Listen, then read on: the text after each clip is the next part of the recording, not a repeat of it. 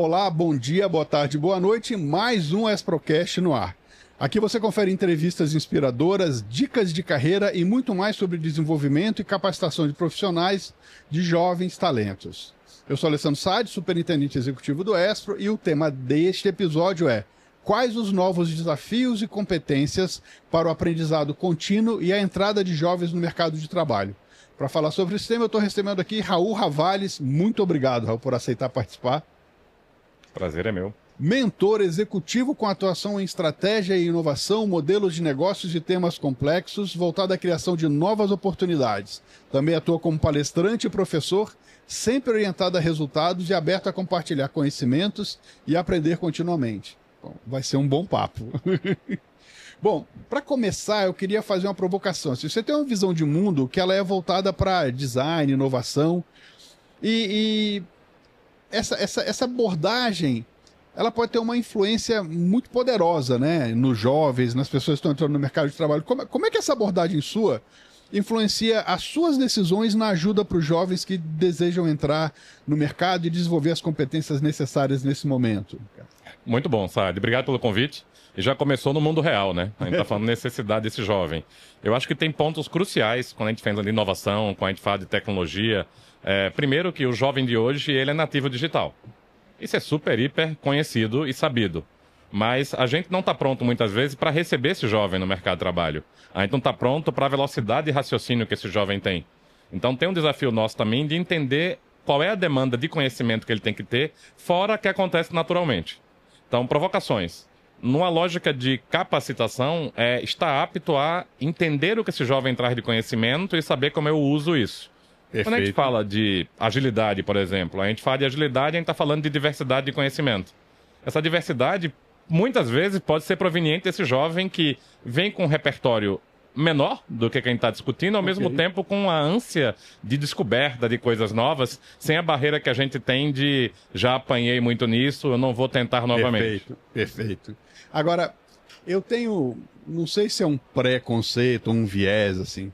Eu entendo que o jovem é nativo digital, mas eu entendo também que ele é mais nativo digital nas redes sociais do que nas plataformas. Então, por exemplo, quando você conversa com o jovem para ele usar um chat GPT ou para usar uma suíte da Microsoft e tal, assim, ele tem dificuldade, porque não faz parte do dia a dia dele. Então, minha percepção.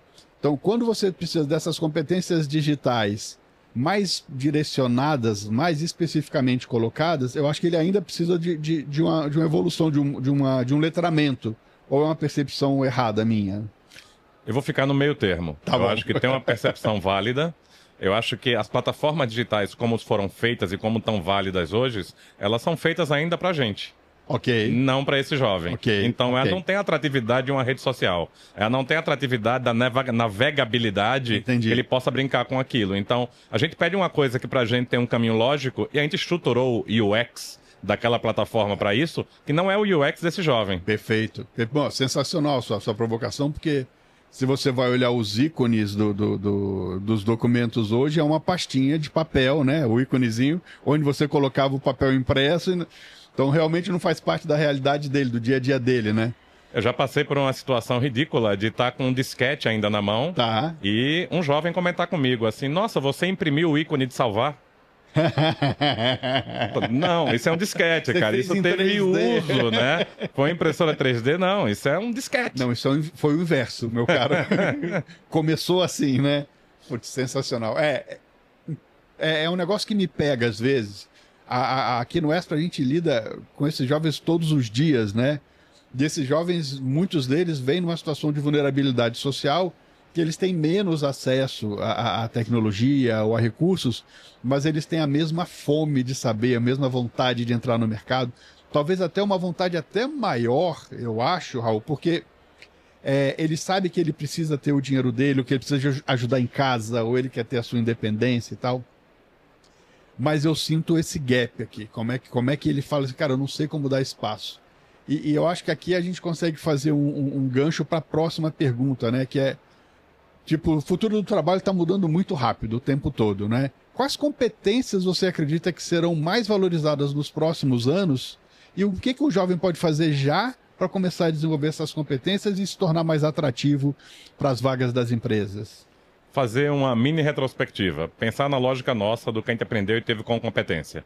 A gente foi para o mundo de hard skill e soft skill, e na lógica de empresa, a competência gerencial, a competência comportamental, o que a gente precisava para ou ser executivo, ou ser especialista, ou ser analista, carreiras em Y. Então a gente teve uma coisa muito formatada. Ok. A gente tem uma velocidade hoje gigantesca. E quando essa velocidade vem, a volatilidade também, e olha que eu não quero falar de VUCA, Bunny, Rup, eu acho que eu acabei com a sopinha de letrinhas porque a velocidade realmente está gigante. É isso, é isso. E esse jovem tem que saber navegar bem numa coisa que nem nós sabemos navegar muito bem. Perfeito. Então tem muita coisa sendo falada sobre competências, metacompetências, o intermediário disso. Tem a lógica do STEM, conhecimento em matemática, estatística, engenharia, uma lógica de conhecer raciocínio lógico, visão sistêmica, complexidade. E tem casos até bem interessantes. Países como Coreia do Sul, como Singapura, eles trazem isso como ensino de crianças. Tá. Então você aprende raciocínio lógico, visão sistêmica na escola. Uma coisa que te prepara que é base para qualquer conhecimento. A minha geração, tipo, cientista da computação, que veio de um lado mais hard skill, a gente aprendia isso na faculdade, a gente não aprendia isso no colégio. O colégio era uma coisa muito específica do tipo, vou entregar a idade agora, né? Quando você discutia entre científico ou especializado em outra área, ou técnico ou acadêmico, você tinha que escolher uma carreira ali. Só que você não tinha uma base para aquilo, a partir dali você aprendia. Entendi. Então tem essa demanda de conhecer isso um pouco mais cedo. Eu tenho um amigo que ele fala assim, ó, cara, a gente escolheu a nossa profissão no menu executivo do dia, que tinha 3 opções. Mas se a gente tivesse olhado o cardápio todo, teria centenas de opções que a gente poderia optar lá no começo já, ou pelo menos ficar curioso sobre elas, né? Então a gente acaba também fazendo uma escolha entre poucas opções e a gente tem pouco recurso para decidir quando muito jovem, né? Perfeito. Você tava... Pode falar. Vou colocar uma pergunta aí para provocativa nesse bate-papo da gente. Imagina o seguinte, minha geração 50 a mais. Se perguntassem para mim, com 54. 54. Já tive. Perguntassem para mim, já tive, foi ótimo. Se perguntassem para mim, o que é que você vai ser quando se formar? Era uma resposta muito fácil de dar. Ok. Se perguntarem para mim hoje o que é que eu vou fazer em 2030, eu não tenho ideia. E são 5 anos de distância. É isso. E a gente continua perguntando pro jovem o que ele quer ser quando crescer. É isso. É isso. Tá. E aí? Eu não sei responder para mim e quero que ele responda para ele. Então ele tem que estar pronto para um leque muito mais amplo de possibilidades do que ele teria. Eu tenho um pé em cada barco, né? Em casa eu tenho 2 filhos, a Bia tem 23, o Gui tem 20, com muitos privilégios, eu pude proporcionar muitas coisas para eles, né? E do outro lado eu tenho 1 milhão de jovens que se cadastraram espontaneamente no ESPRA esperando uma oportunidade de trabalho, com algumas vulnerabilidades, mas com muita vontade, né? E aí eu olhando em casa, e para mim é um baita laboratório, vai fazer 7 anos que eu estou à frente do ESPRA e mudou minha vida, minha cabeça absurdamente. A maneira que eu vejo o mundo, a maneira que eu me comporto diante de tudo, mudou muito, né? E que bom que eu consegui fazer isso depois de 50, né? Mas eu converso em casa e eu tenho 2 comportamentos completamente distintos, né? Eu tenho a minha filha, que ela quer conhecimento, e eu tenho o meu filho, que ele quer trabalhar. Então, o meu filho, moleque, ele já produzia trap, ele cuidava das minhas redes sociais. Né? E a minha filha falou, não vou estudar mais isso, vou fazer aquele curso. Os 2 estão certos. Os 2 têm as suas sustentações por que eles fazem isso. Mas a minha busca aqui é falar assim, ó, como é que eu faço a Beatriz querer mais rapidamente ter uma experiência para saber se isso é bom ou se isso é ruim e começar a navegar por tentativa e erro, por experiências, e como é que eu faço para o Guilherme ir atrás de mais fundamentação, mais conteúdo para que ele possa... Né? Ele é um super autodidata.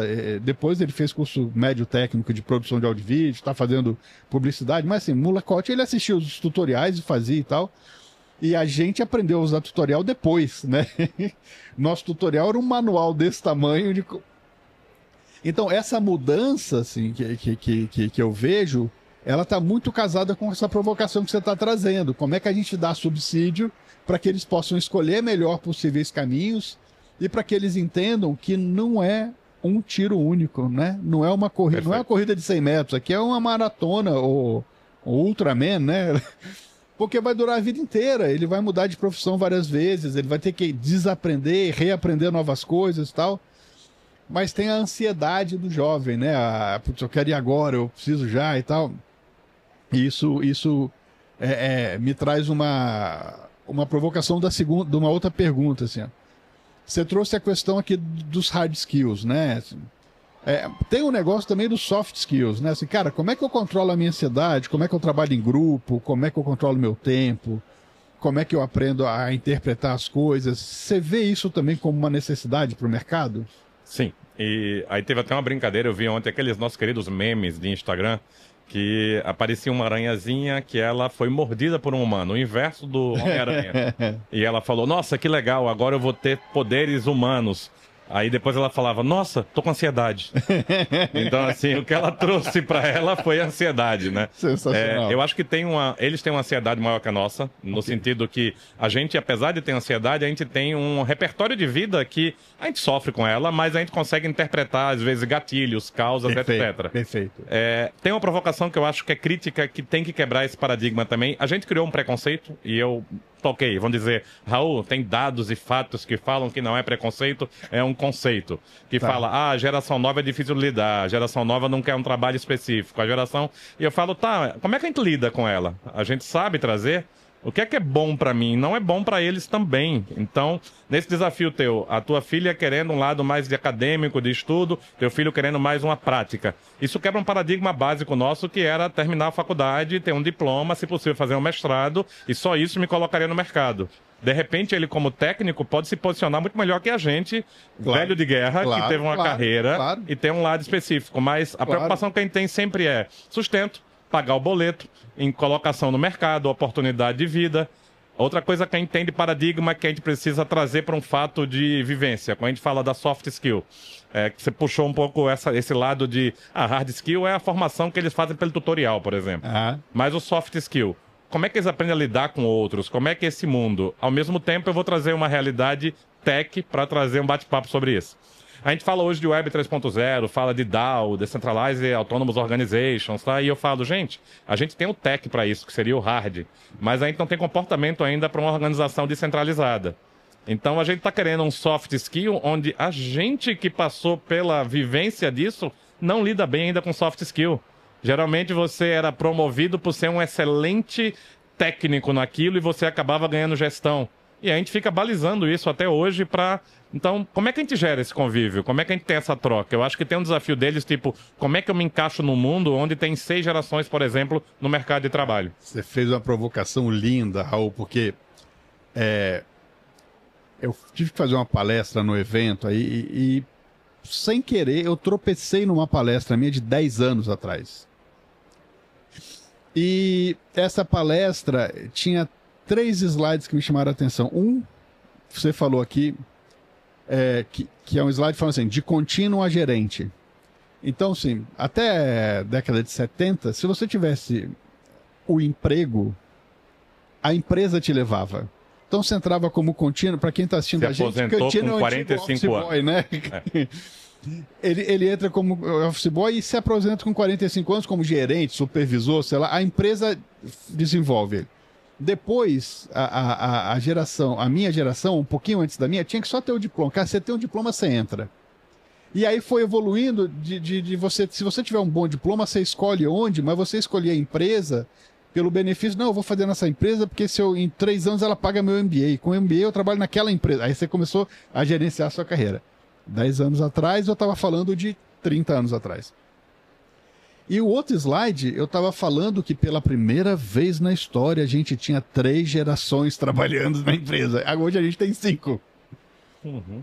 E para mim... Entrando na 6ª esse ano, 25, uma geração faz 18. Para mim isso quer dizer absolutamente nada. Porque, cara, são pessoas com visões diferentes que estão na empresa para um objetivo comum. O desafio maior é dos mais antigos, sendo gentil, para aceitar o que está mudando. É isso. E aí vem uma outra provocação do nosso cotidiano, né?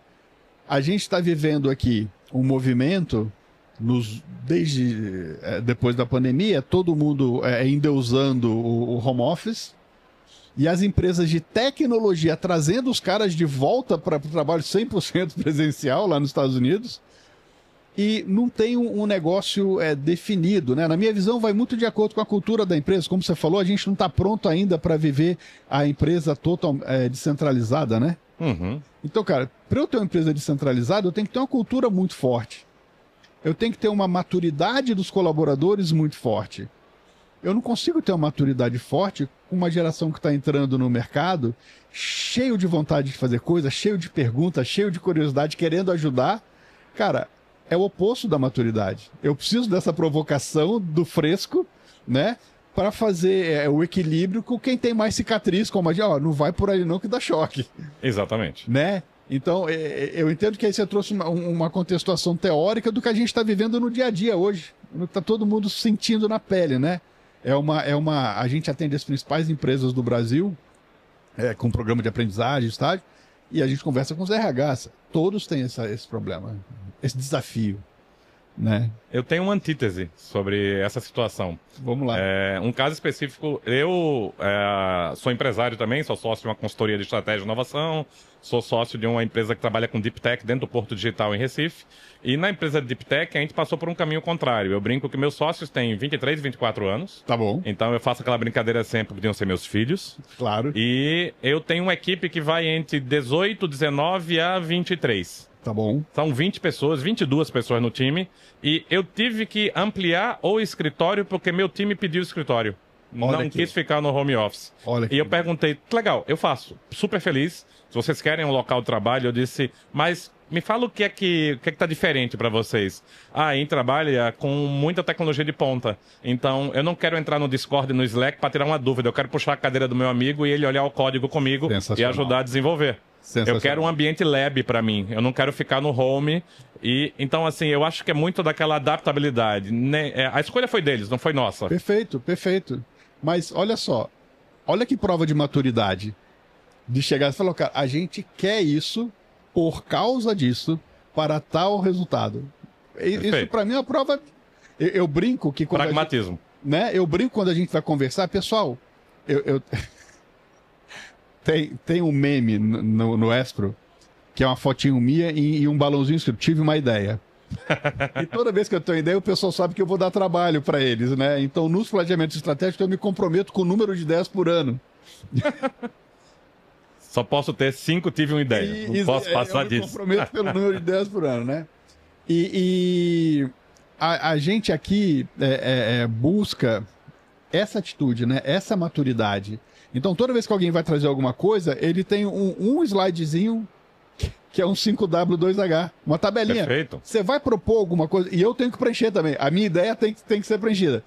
Então, em cima antes tem por que é? Se vai aumentar a receita, diminuir despesa, aumentar a eficiência ou aumentar o impacto social. Se não for sim para pelo menos uma dessas 4 coisas, nem traz. E aí vem, é só uma ideia, já conversei com alguém, existe algum outro... E aí depois dá o 5W2H. E se a gente... E eu não tenho essa maturidade de toda vez falar, que às vezes eu tô tão animado, pô, você já me deu uns 4 insights aqui na conversa. Eu não pude anotar que eu tô... Gente, me perdoem, vai aparecer balãozinho eu tive uma ideia, tive culpa por 4 balãozinhos, então... Então eu vou ter que assistir a gravação, porque eu não anotei, mas eu já sei que tem insight aqui na conversa. Mas eu, às vezes, não consigo me policiar, me doutrinar, me disciplinar para fazer o 5W2H na minha fala. Porque, para mim, é uma das coisas mais valiosas que tem você deixar muito claro para a pessoa por que você está fazendo isso, qual é o objetivo, o que você espera dela, né? E se os seus sócios tão jovens conseguem trazer isso, eles têm uma prova de maturidade muito poderosa. Tem. E eles têm um apetite a risco que, apesar de eu ser uma pessoa que corre muitos riscos, a lógica de design, de prototipação, eles correm riscos que eu olho assim e eu disse, olha, os 50 mais me deixaram inseguro em correr esse risco. É isso. E eles correm. Isso. Tem uma coisa legal nesse processo todo, quando a gente fala de teve as ideias, a minha sócia brinca comigo que ela fala que eu sou a nuvem e ela faz download. Porque ela fala que às vezes eu fico muito na nuvem, ela diz, não, eu tenho que fazer um download, apesar de eu ser uma pessoa que está no design, mas que veio do financeiro e eu quero que tudo dê EBITDA. Perfeito. Então tem uma lógica que tem que ter um ganho naquele processo. Perfeito. Quando a gente vai para a lógica de um time que pede para ter um presencial, de uma existência de conhecimento, a pergunta que eu faço provoco muito, e eu acho que serve muito para a juventude, é a maneira de aprender. Eu não estou dizendo que é fácil para mim, não. Claro. Eu sou de uma geração, você é de uma geração, top goela down. Top goela down. Cara, a gente era manda quem pode, obedece quem tem juízo. Se a gente tivesse um pouquinho menos de juízo, a gente fazia carreira. Era o mundo da gente. A gente tinha que passar por alguns desafios de quebra. Perfeito. Como é que você se prepara hoje para pegar meu sócio? Eu faço isso com eles, um deles mais especificamente, e com gente do meu time, e dizer assim: me dá um feedback, como é que eu tô me comportando? Perfeito. Um feedback bottom-up. Bottom-up. Porque, cara, eu tô querendo tratar. Tem um aprendizado de carreira que eu tive que foi um divisor de águas. Eu sempre fui muito alta performance e não tô sendo nada arrogante, gente. Tô sendo só uma realidade. Tipo, eu fiz carreira, primeiro, resolvendo bucha, a área que ninguém queria, eu pedia pra mim. Então, consequentemente, eu tenho um desempenho fora do padrão. E eu sempre quis a performance. Até um bom tempo, eu queria Raulzinhos. Eu quero cópias minhas. Até que eu entendi que eu tinha que ter versões opostas a mim. Perfeito. Que conseguiam entregar muito mais do que eu. Muitas vezes eu não entendendo o que eu estava entregando, porque o cara sabia mais do que eu. Claro, e dizia assim, cara, a minha habilidade é harmonizar seres humaninhos. É isso, é isso. O desafio desse jovem hoje pra gente, o desafio nosso, deles não, nosso, é como é que a gente harmoniza eles? Mas, cara, eles agregam muito, então tem muita coisa a ser feita. É isso, eu acho que quando a gente tem mais maturidade, mais casca, mais experiência, a gente percebe que o time que a gente lidera tem que ser diferente e mais competente que a gente, né? Porque aí a coisa funciona, né? Então, eu, várias vezes com os meus diretos, eu tô começando a conversar assim, eles falam, para, me explica isso aqui que você tá querendo que eu decida, que eu dê minha opinião, me explica o que é primeiro, porque eles estão, cada um deles imersos no seu mundo, né? O pessoal no caso do ESP, pessoal do jurídico, da assistência social, da aprendizagem, da controladoria, do financeiro, do comercial, do marketing, eles vão trazendo coisas que, putz, tá fresco, tá efervescente com eles. E a gente ali que tem que garantir que esse negócio ande, né? Que o barco não afunde, que chegue no horário, no prazo. Então, você falou, gente, me atualiza aqui que... Mas, e é muito dinâmico, né? Quanto mais gente jovem, quanto mais empresas você atende, ou tem como fornecedor, ou como cliente, tem mais assuntos aqui, né? E isso impacta todo mundo o tempo todo, né? Com certeza. Eu queria levar para o outro lado aqui, a gente está falando de empresa, você falou um pouco de resultado, falou um pouco da sua experiência e tal. Eu queria levar para um outro lado, eu queria levar para um lado que tem a ver com que o nosso jovem especificamente enfrenta no dia a dia, né? Então, a grande maioria, uma grande parte dos nossos jovens vem de algum contexto de vulnerabilidade, né? Como é que a gente conseguiria transformar essas dificuldades em impulsos para que eles pudessem criar modelos de negócio, soluções criativas, se eles tentassem, por exemplo, empreender ou ser um intraempreendedor, se tornar mais valioso para o mercado, cara? Boa. Eu vou citar um amigo, um expert na área de neurociência, o Leandro Matos. Ele é um expert da Singularity University. Tá. O Leandro, ele faz um trabalho de avaliação e mapeamento de QIs acima do padrão. Tá bom. E um apoio também social a desenvolvimento de autistas. Só que na lógica do QI acima do padrão, ele trabalha com comunidades. Ok. E ele está conseguindo que alunos, estudantes de comunidade, consigam chegar a premiações em Olimpíadas de Matemática. Sensacional. Então ele consegue mapear uma coisa que no tradicional da gente a gente não conseguiria, porque a gente cria um estigma. Ok. E a lógica que eu acho de a gente trazer e dar uma oportunidade, como é que ele consegue se posicionar melhor, como é que ele consegue um espaço, tem uns dois lados. Tem o primeiro de uma orientação, para que ele consiga fazer isso num ambiente. Quem vem de vulnerabilidade tem um lado psicológico muito forte aí também, de entender o que é que ele vive. Então tem um trabalho de como é que eu suporto, mas tem um lado nosso de dizer assim, o que é que eu posso trazer disso como conhecimento? Quando a gente fala de diversidade de conhecimento, é um mix. Não adianta, por exemplo, eu vou querer colocar um time da mesma área e vou chamar aquele time de um time diverso. Pode até ser, mas não é uma diversidade de pegar cabeças bem diferentes e colocar no pacote. Então é dizer assim, o que é que eu posso ter de potencialidade daquele jovem? Não se bitolar no que ele entregou. Então, quando o Leandro faz o trabalho de descobrir o potencial, às vezes o jovem tem uma capacidade muito grande num jogo de tabuleiro. Mas aquela capacidade é só um reflexo do nível do que ele pode chegar. Perfeito. Então, como é que a gente mapeia? Até porque a vulnerabilidade, muitas vezes, dá uma casca que nem a gente tem. Isso. Então, como é que a gente encaixa esse caminho? Eu acho que tem muito esse link que a gente pode fazer aí. Cara, você trouxe duas coisas assim. Ontem eu conversei com a Maria Isabel Ribeiro, da Mercer. E ela trouxe um negócio assim que deu um nó na minha cabeça. Falando de diversidade, como é que a empresa garante a diversidade, a equidade da empresa. Ela falou, para mim não faz sentido você falar que você tem diversidade de gênero, de raça, etária e tal. Enquanto você não tiver uma diversidade de pensamento, a sua empresa não é diversa. Aquele negócio explodiu minha cabeça, porque na verdade é isso, né, senhor? Quem tem um jovem negro... Não é checklist. Você tem que cumprir, porque assim, a gente tem que dar oportunidade, mas tem que mixar com conhecimento também. Então ela fala assim, um jovem negro, ele traz um contexto que você nunca vai ter, porque você é branco. Ela não falou isso, mas estou entendendo a fala dela, né? Porque eu sou branco. Então, eu não passei por coisas que ele passou. Vou dar um exemplo, assim, eu acho que foi uma das sensações mais fortes da minha vida. A gente estava fazendo um projeto com o Facebook, pelos compulsivos ainda, lá, o negócio de empreendedorismo e tal. Aí o pessoal do Facebook me chamou para assistir uma apresentação do Instituto Locomotiva sobre resultados de empreendedores negros. E eu fui. E eu era o único branco. O único branco. Então todos os olhos se voltaram para mim. Ninguém me olhou com ódio, com não foi negativo. Preconceito. Não foi nada, negativo. Mas todo mundo olhou para mim. Talvez não esperasse que eu estivesse lá, né? Eu também não esperava o ambiente. E ninguém me hostilizou, mas foi uma sensação muito ruim. A energia é ruim de todo mundo olhando para você. Eu falei, poxa, eu passei isso aqui 2 horas na minha vida. Esse pessoal aqui deve passar isso 10 horas por dia, né? Como é que eu posso esperar que ele tenha uma percepção de mundo similar à minha? Então, se a gente não conseguir entender o contexto do outro, não vai ter essa diversidade de falas, de opiniões, de visões. E é isso que faz sentido para mim. Ela falou, eu falei, pô, é isso. Eu não sabia como falar, mas é isso, né?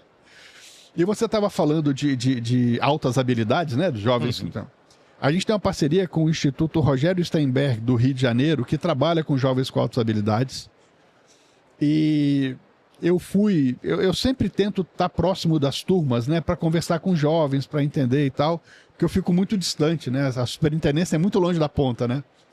E eu fui com uma expectativa e eu fui atropelado pela realidade, né? Porque ali você tinha 20 e tantos, quase 30 jovens, todos com altas habilidades, cada um com um caminho ali, uma direção, um mais para arte, outro mais para exatas, outro mais...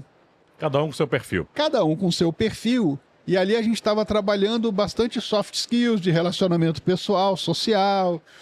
de como ele direciona essa forte habilidade dele para o caminho que ele quer e tal. Tem a metodologia do Instituto e a gente juntou com a nossa de vulnerabilidade. Mas quando eu fui conversar com jovens, você vê a dificuldade que eles têm de se relacionar. Ou por ser muito diferente, ele é excluído na sala, na escola. Então quando ele vai conversar com você, ele é tímido, ele é retraído. Ou porque a cabeça dele funciona a uma velocidade absolutamente maior e ele não consegue verbalizar aquilo. Então, ele não fala, ou ele gagueja, ou ele tem dificuldade, ou ele não te olha no olho.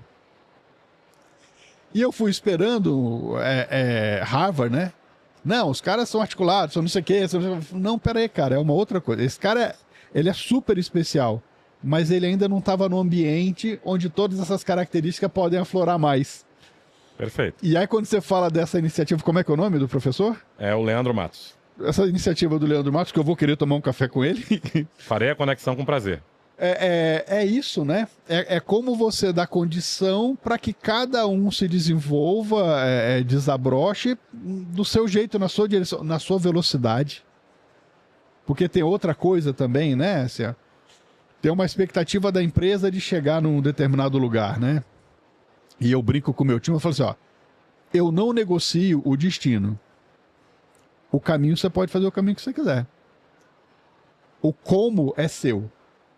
Eu não vou negociar. O Estro tem que crescer em número de jovens, tantos por cento. A gente tem que garantir um faturamento mínimo de tanto. A gente tem que ter não sei quantas unidades a mais, não sei o quê. O impacto social é esse. Eu tenho que medir isso, eu tenho que prestar conta assim. como nós vamos chegar lá? Se você quiser ir numa linha reta, quiser dando pirueta, você, cara, como você se sente mais confortável para me entregar o que a gente combinou que vai ser entregue? E às vezes a gente não vê isso quando a gente está falando com o jovem, quando a gente está desenvolvendo o jovem. A gente espera que ele faça como a gente faria, né? Seja a gente como instrutor, como professor, como tutor desse jovem numa empresa, né? E às vezes o que ele faz é muito mais rápido. Eu não vou lembrar que é... Eu estava um happy hour conversando com amigos e um deles falou assim, cara, eu trouxe um jovem como estagiário na área de criação na minha agência. E eu pedi para ele criar para mim uma ideia de uma figura que simbolizasse uma campanha que a gente quisesse fazer. Mas que eu precisava que ele me desse um insight assim até o final do dia. Eu pedi de manhã. Eu sei que a criatividade não é assim, mas eu precisava que ele me ajudasse a ter um caminho, uma linha de... E aí que, putz, eu tava lá no escritório, eu passava, ele tava no YouTube. Eu passava, ele tava não sei o que lá. Eu passava, ele tava... Cara, eu cheguei pra dar uma bronca nele. Porque, pô, cara, ele não tá trabalhando. Aí quando eu cheguei pra dar a bronca, ele falou, acho que bom que você chegou. Deixa eu te mostrar um negócio. Eu fiz 8 caminhos possíveis e peguei inspirações no YouTube, no Instagram, no LinkedIn. Então, assim, o jeito de fazer é muito diferente. Pode ser que os outros não servissem, pode ser que os outros fossem só super aproveitáveis, mas o ponto é, a gente ainda tem uma falha, na minha visão, né, de esperar que os outros façam do jeito que a gente faria. Eu sofro bullying no meu escritório. Não é bullying, mas a brincadeira eu sou a pessoa do Deep Tech, eu sou a pessoa da inovação tecnológica, eu sou a pessoa que vive tecnologia o tempo todo. Eu não vivo sem uma Moleskine.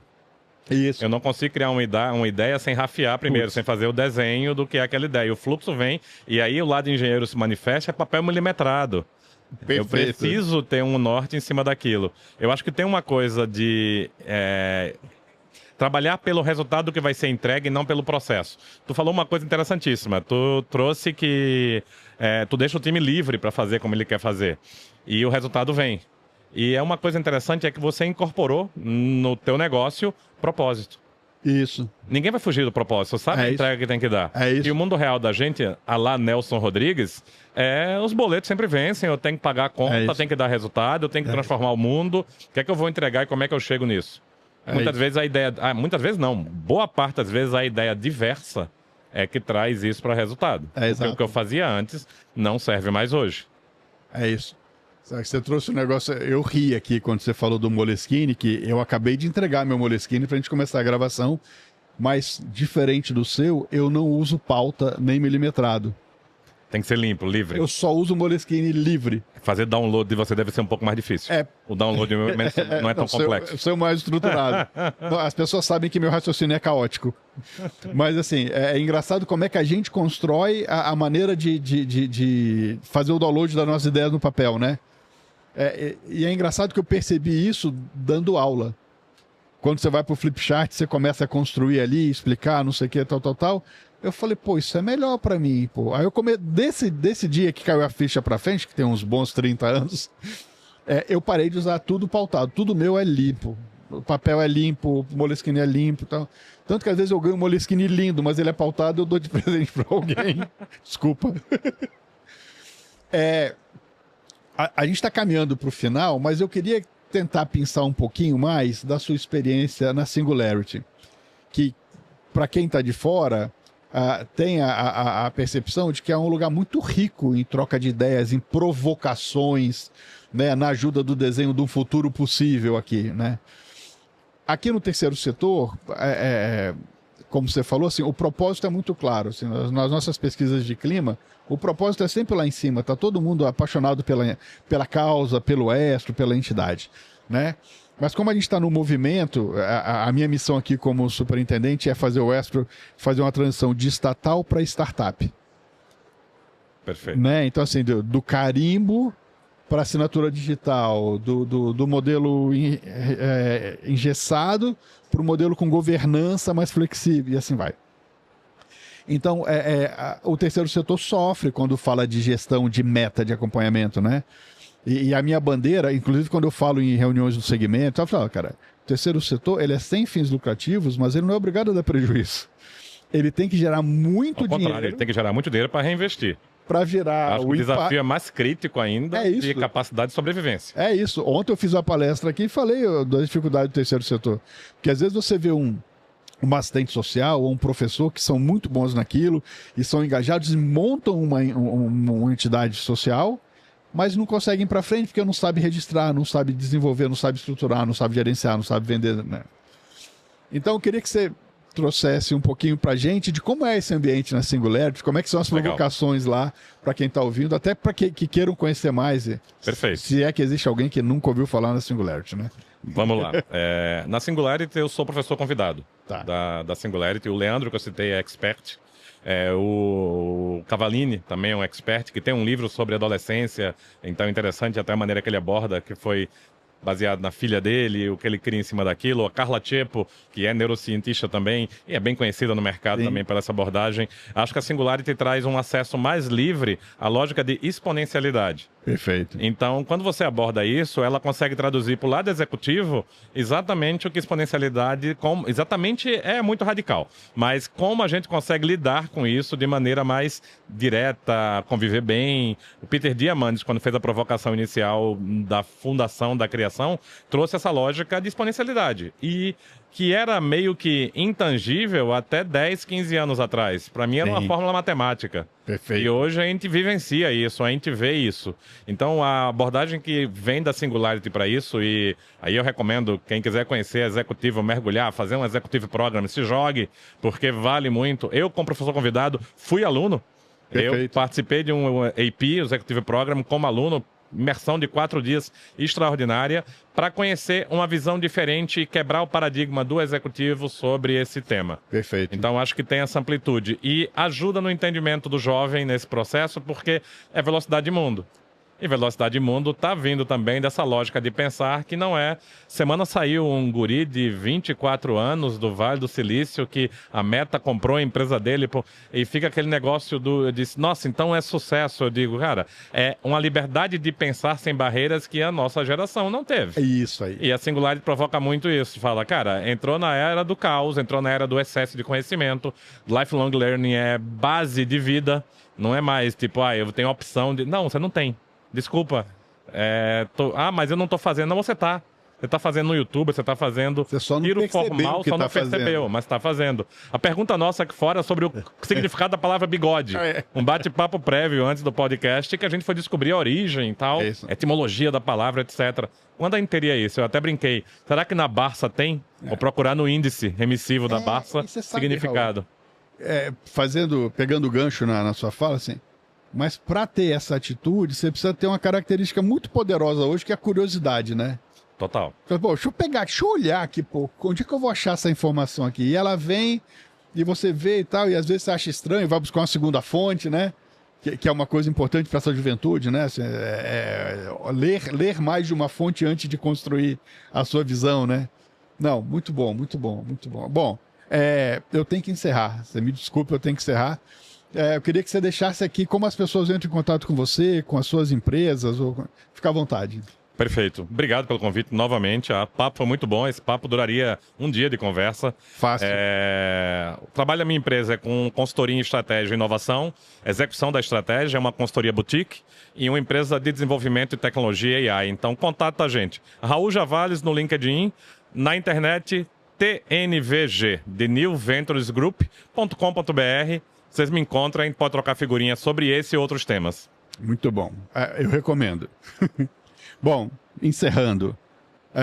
Estamos fechando esse episódio. Quero agradecer a você que está com a gente até aqui e quero te mostrar onde você pode saber mais sobre a gente. Para saber o que a gente faz, vá lá em espro.org.br, que conhece todas as nossas soluções. E para acompanhar as novidades, segue a gente nas redes sociais. A gente está em todas as redes como Espro Oficial. Esse episódio acabou, já tem outro e a gente se vê lá.